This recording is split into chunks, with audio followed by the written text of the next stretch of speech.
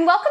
welcome back to Mac School Prep TV. In this video, we're going to be tackling part 2 of our 2-part series all about the essays that accompany the college application process. If you do not know, my name is Mackenzie Warren. I'm the founder of Mac School Prep, and I am wholeheartedly dedicated to the task of sharing all of my knowledge and all of my wisdom so that you are in the best position possible to be successful in high school and to get into the college of your dreams. Now, without further delay, because I know you're ready to get into the content, and I am too, I just want to give you a friendly reminder now to give this video a thumbs up, subscribe to my channel if you haven't already, and hit that notification bell so that you don't miss a beat. And on that note, it's time. Let's get it.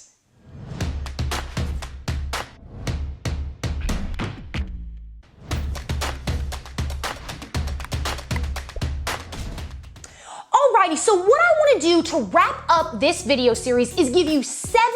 general pro tips that you need to keep in mind when writing essays for the college application process, and also that apply to essays you write for scholarships as well. And because 7 is my favorite number, it's your lucky day and my lucky day, so let's get to it. My pro tip number 1 is you want to start working on your college application essays early. And when I say early, the summer before your senior year of high school is a pretty ideal time. The reason you don't want to start before that is because you'll probably end up in a situation in which the updated prompts for your particular class haven't been released yet. Now, not waiting into the last minute will not only give you ample time to look at deadlines, review application checklists, and also decide the college admissions option you will pursue for each school on your list, so the early option or the regular option, but you're also allowing yourself room for your essays to improve. What I mean by this is because I started my personal statement and supplementals before the chaos of senior year began, I might have drafted an essay response in mid-August, then returned to it in mid-September to review it and make changes with my fresh perspective. At the end of the day,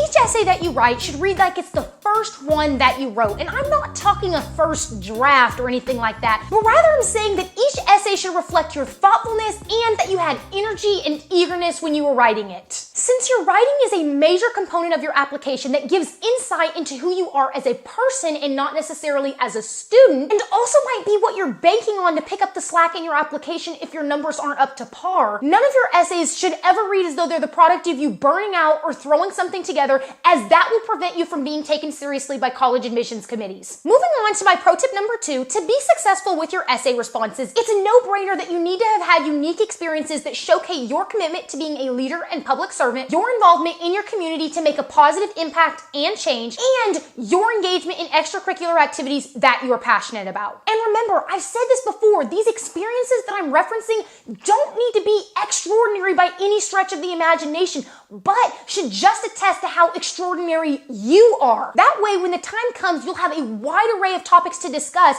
and won't feel as though you're having to rack your brain for a writing topic every time you encounter a new prompt. In other words, being a couch potato for all of high school is only going to make things harder for you down the line, because trust me when I say that talking about your great relationship with your bed and Netflix and ice cream is not impressive to college admissions committees at all. I also want to throw it out there that many scholarship organizations and college admissions committees are looking for students who are well-rounded, meaning there is an expectation that you are versatile in your essay responses, in which you aren't just recounting the same experience in 5 different ways. Once again, this just goes to bolster my argument about how being a couch potato, no matter how gratifying and relaxing it might be in the moment, is not doing wonders for your future self whatsoever. Transitioning to my pro tip number 3, each of your essays should be an extension of a central theme that helps tell this larger, compelling story about what you stand for. And to give you an example, when I was applying to college, the central theme of my essays, personal statement and supplementals alike, was using my leadership abilities and passion for service to elevate those around me. Additionally, all of your essays in which you have to write about an experience, an event, or a time period that helped shape you in some way should expand upon something you put in your activities list. And the reason I say this is because the worst thing you could do is leave a college admissions committee feeling like they didn't hear enough about an interesting activity that you only mentioned in passing, or as though they were handed a bunch of random puzzle pieces that cannot be used to make a cohesive picture. Alrighty, the 4th pro tip I have for you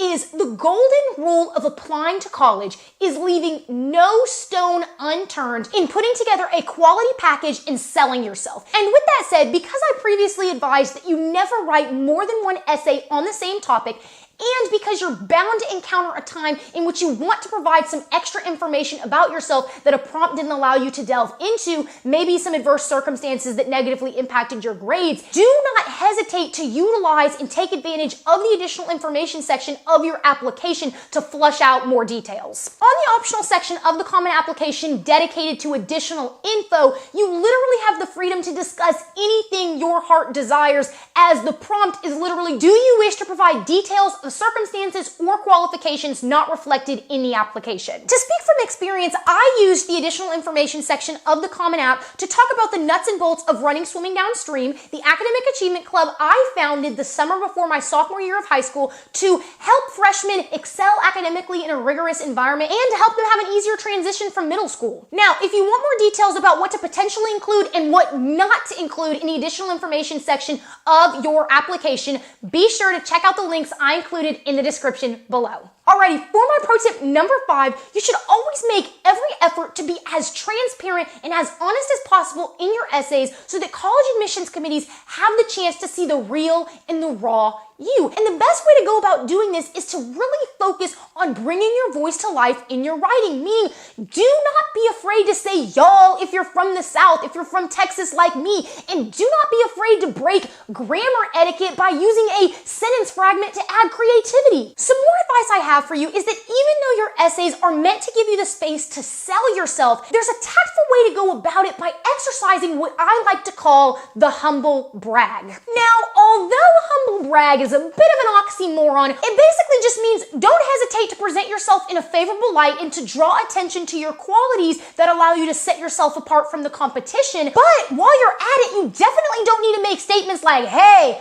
I'm the latest and greatest, and anybody who passes up the opportunity to invest in my success will feel regretful down the line. Another recommendation I have for you is make your writing interesting. In other words, you're gonna want to do everything in your power to captivate your readers from your essay's hook all the way to its closing sentence. And so what I'm getting at here is you're definitely gonna want to avoid cliches at all costs, as that's really just going to be a recipe for putting your reader to sleep from boredom. The final extension of this pro tip that I have for you is that you cannot help but be very close to your writing, meaning you might make the mistake of not describing something fully because you're assuming that whatever it is that you're trying to communicate is super clear and super obvious to others, as if they're in your head with your thoughts. However, the bottom line is that nobody, especially not college admissions committees, can read your mind if you aren't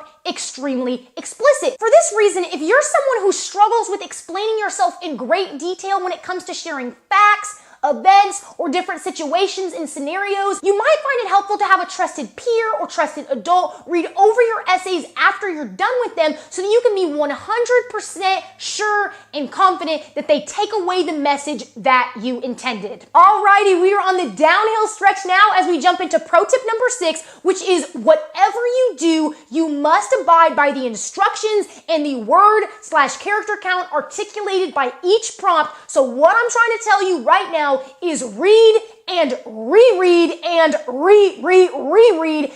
everything with a fine-tooth comb. Trust me when I say that not following directions will make it extremely easy for college admissions committees to dismiss you and not give you their time of day, because what will probably end up going through their heads is, why should we spend time on the application of a student who didn't even respect the guidelines that were clearly laid out for them? Another token of advice I have for you is, if you are someone who is super verbose like me, you need to remember that word and character count is the maximum, not the minimum. So do not feel as though you need to just write words to fill up the space and make your essays look lengthy, because at the end of the day, every single word in all of your essays should be purposeful in adding meaning. And last but not least, pro tip number 7, baby.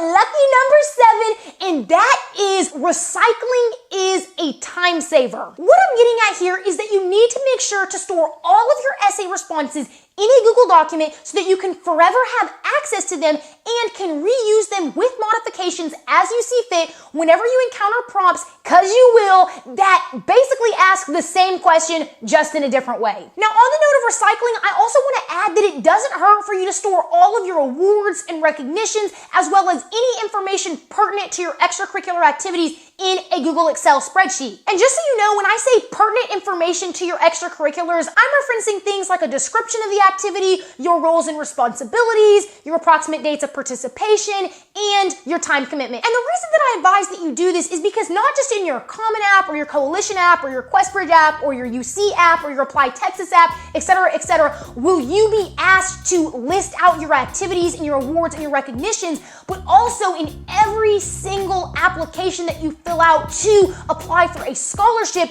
you're gonna be asked to do the same exact thing. And that is going to be a major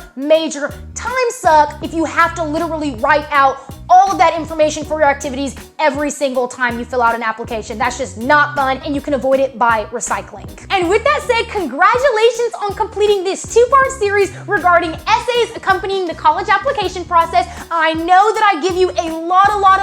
of information at times, can be overwhelming. I apologize for that, but I don't apologize for helping you feel more informed, more confident, more comfortable, more knowledgeable about the college application process, because that's what these videos are designed for. So on that note, before I catch you in the next video to give you some more academic and educational content, I just want to give you a friendly reminder now to give this video a thumbs up if you didn't do it at the beginning, subscribe to my channel if you haven't already, and hit that notification bell so that you can stay in the loop with everything I have to offer. And I will be sure to see you very soon. Alrighty, bye!